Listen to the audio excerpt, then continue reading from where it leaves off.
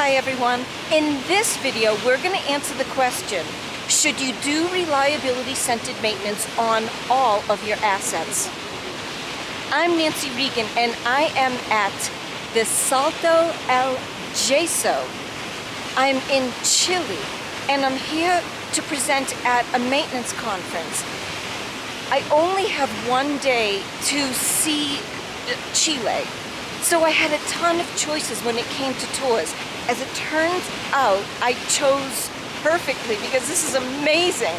But this reminds me about reliability-centered maintenance because there were so many tours I could choose from, and we have so many different pieces of equipment that need our attention when it comes to maintenance and reliability.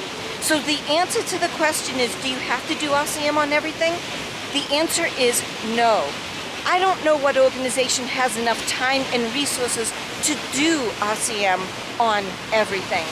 So you have to choose wisely. Now, how do you choose? I often get asked the question, do you have to do a formal criticality analysis on your equipment in order to decide? And the answer to that also is no. Can you? Sure, you can, but you don't need to. The answer is actually quite simple. Start with what is causing you the most pain. So when I chose this tour, I wanted to go outside of Santiago and I wanted to see the Andes Mountains as much as I could in one day, which is why I chose this. So when it comes to your equipment, use your common sense. Choose what is causing you the most pain. What is the highest cost drivers? What is causing you the most downtime, and just start there.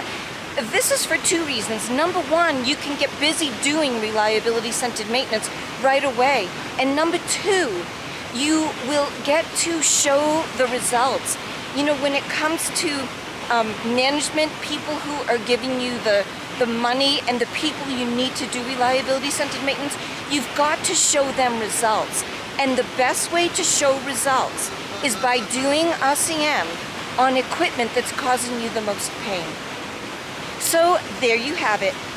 You do not have to do RCM on everything. Start off small, start off with a couple of pilot projects so you can show the strength of RCM and the kind of results you can get from doing it.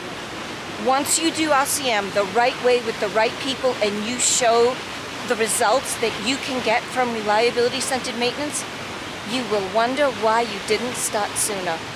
You can just sit back and see your equipment reliability transform for the better right before your very eyes. I'm Nancy Regan from the Salto El Yeso in the gorgeous country of Chile. Thank you for watching.